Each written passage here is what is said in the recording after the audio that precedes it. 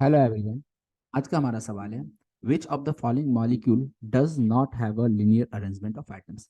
तो यहाँ पे देखेंगे, आपको बताना है does not have a linear arrangement of atom. तो इसके लिए हमें स्ट्रक्चर बनाना पड़ेगा और देख लेंगे कहाँ पे लीनियर स्ट्रक्चर नहीं मिल रहा है। तो एक एक करके हम लोग चारों ऑप्शंस को ड्रॉ करते हैं स्ट्रक्चर को। सबसे पहले H2S, तो H2S में सल्फर आपका सेंट्रल एटम होगा और दो हाइड्रोजन एटम होंगे इसके साथ अटैच। सल्फर के पास वैलेंस सेल में होते हैं 6 इलेक्ट्रॉन, 6 में से एक और एक, 2 इलेक्ट्रॉन शेयर्ड हो गए, बच के 4 इलेक्ट्रॉन। 4 इलेक्ट्रॉन आपका दो लोन पेयर, इस तरह से कुछ होगा। तो यहाँ पे जो शेप होगा वो आपका बेंट हो जाएगा, या इसी को हम वी शेप या एंगुलर बोलते हैं। ऑप्शन बी पे आते हैं, C2H2। तो C2H2 ये इथाइन है जिसमें कार्बन कार्बन और दो हाइड्रोजन आइटम लगे। हाइड्रोजन आइटम आपका कुछ इस तरह से लगा होगा, कार्बन कार्बन के बीच में ट्रिपल बॉन्ड आ जाएगा। अब यहाँ पे देखिएगा, कार्बन का हाइब्रिडेशन के लिए हम बात करें तो कार्बन का हाइब्रिडेशन हो जाएगा एक सिग्मा यहाँ और एक सिग्मा यहाँ, 2 सिग्मा। 2 सिग्मा के लिए हाइब्रिडेशन sp हो जाएगा। लोन पेयर तो कार्बन के पास होगा नहीं, चारों इलेक्ट्रॉन शेयर्ड है, देख सकते हो इसका या इसका। तो यहाँ पे भी देखते हैं तो एक सिग्मा, और इधर ट्रिपल बॉन्ड में भी एक सिग्मा होता है आपका।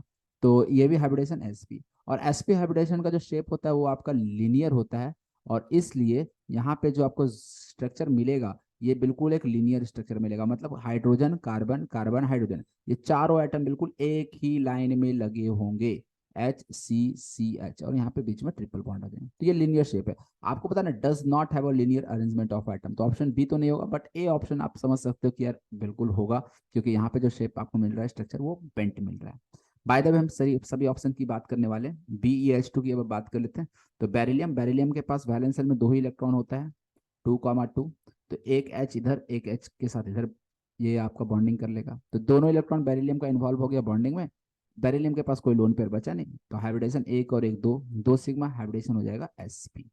हाइब्रिडेशन में सिग्मा बॉन्ड और लोन पेयर काउंट करते हैं। यदि दो हाइब्रिडेशन, दो आ रहा है सिग्मा बॉन्ड, तो sp हाइब्रिडेशन। और अगेन sp में लिनियर शेप मिलेगा, बॉन्ड एंगल 180 हो जाता है।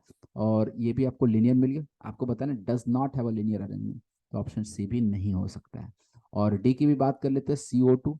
CO2 में again carbon double oxygen, double bond के साथ जुड़ जाएगा विथ ऑक्सीजन। अगेन कार्बन का हाइब्रिडेशन हो जाएगा एक सिग्मा और एक सिग्मा, 2 सिग्मा। डबल बॉन्ड में एक सिग्मा एक पाई होता है। हाइब्रिडेशन में हमें सिग्मा से मतलब होता है, एक सिग्मा और एक सिग्मा, 2 सिग्मा। हाइब्रिडेशन आया sp, और sp का शेप याद रखेंगे लीनियर, यानी sp हाइब्रिड ऑर्बिटल 180 डिग्री पे लगे होते हैं, लीनियरली लगे होते हैं। इसलिए यहाँ पे भी आपको लीनियर मिल रहा है। आपको बताना था does not have a linear arrangement, तो ऑप्शन डी भी नहीं होगा, तो BCD नहीं हो सकता है। आंसर जो सही होगा वो ऑप्शन ए होगा। तो इसलिए उम्मीद करता हूँ ये सवाल समझ आ गई होगी। Thank you for watching video, hope you understand this question.